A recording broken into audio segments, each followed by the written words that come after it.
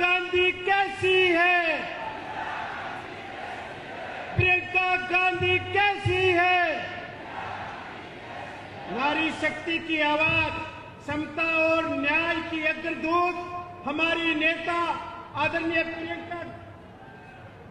बोलिए बोलिए, कोई नहीं। प्रियंका गांधी जी से आग्रह करूंगा कि वो आए, हम सबको संबोधित करें। आदरणीय प्रियंका गांधी जी। मेरे प्यारे भाइयों, प्यारी बहनों, राम राम सा। आदरणीय श्री अशोक गहलोत जी, श्री गोविंद दोतासरा जी, श्री सुखजिंदर सिंह रंधावा जी, श्री नीरज डांगी जी, श्री वैभव गहलोत जी, श्री समरजीत सिंह जी, श्री रतन देवासी जी, श्री मोतीराम कोहली जी, श्री सुखराम बिश्नोई जी, भंवरलाल मेघवाल जी, श्री आनंद जोशी जी, श्री रामलीला मेघवाल जी, श्रीमती रामलीला मेघवाल जी, श्रीमती सरोज चौधरी जी, श्री लीलाराम गरासिया जी। आप सबका और मंच पर उपस्थित सभी नेता गण का इस सभा में बहुत बहुत स्वागत। वीरों की ये धरती है राजस्थान। यहाँ आकर खुशी होती है, गर्व महसूस होता है। और जालौर तो एक ऐसी जगह है जहाँ के लोग कर्मठ हैं, यहाँ की धरती के मेहनती लोग हैं। जब यहाँ से आप बाहर भी जाते हैं, पलायन करके काम करके दिखाते हैं, बड़े बड़े व्यापार आपने बनाए, खूब रोजगार आपने दिलवाए।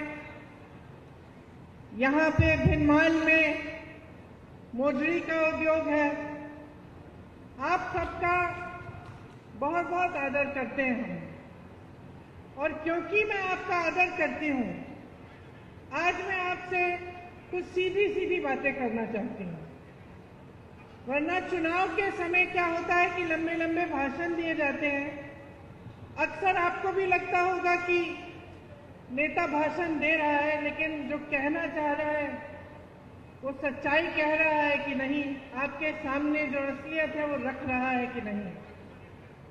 इसीलिए मैं चाहती हूँ कि आपसे कुछ बातचीत करूं, आपके सामने एक सच्चाई रखूं, ताकि जब चुनाव आएगा, जब पोलिंग का दिन आएगा, तो आप ठीक तरह से अपने विवेक को इस्तेमाल करके पूरी जागरूकता से अपना वोट दे पाएं। देखिए, चुनाव का जो समय होता है वो हिसाब लेने का समय भी होता है कि नहीं? अभी हाल में राजस्थान का चुनाव था। आप अशोक गहलोत जी की सरकार से खुश भी थे, हो सकता है थोड़ा सा शिकवा गिला भी था, इसीलिए आपने सरकार बदली कि नहीं? हाँ कि नहीं? तो देखिए, आपने सरकार बदली और क्या देखा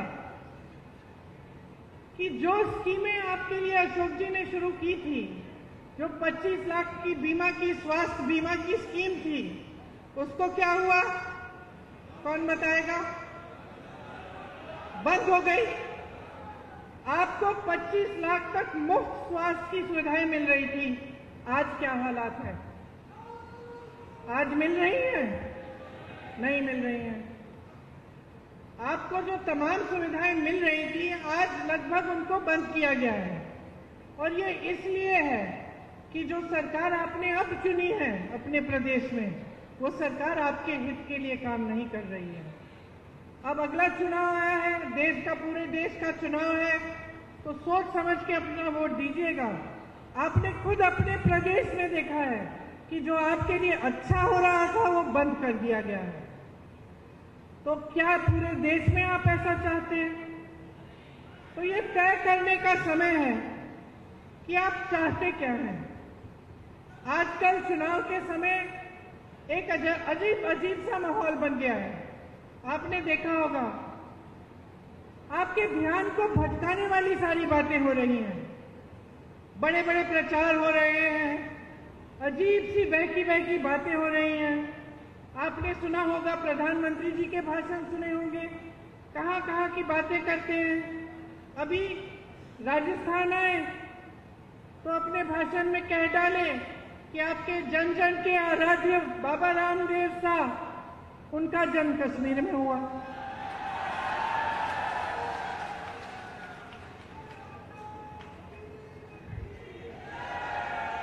कभी वो अपनी झूठी वीरता दिखाते हैं, कभी शेखी मारनी होती है, कभी कबीरदास जी को गोरखनाथ जी से मिलवा लेते हैं अपने भाषण में, कभी गटर से गैस बनाते हैं, कभी बादल में मिसाइल छोड़ देते हैं, कभी मांस मछली की बात करते हैं, कभी ईमेल उस समय की बात करते हैं जब ईमेल था ही नहीं, उस जमाने की बात करते हैं कि मैंने तब ईमेल भेजा, कभी हवा में उड़ते हैं तो कभी समुंदर के नीचे चले जाते हैं। अब मैं आपसे एक सीधी सी बात पूछना चाहती हूँ, बहनों और भाइयों, आप दूर दूर से यहाँ आए हो एक नेता की बात सुनने के लिए। इन बातों से आपके जीवन का क्या मतलब है, बताइए। कोई मतलब है? मेरी बहनें यहाँ बैठी हैं, सबसे बड़ी आपकी समस्या आज क्या है? क्या है? महंगाई है,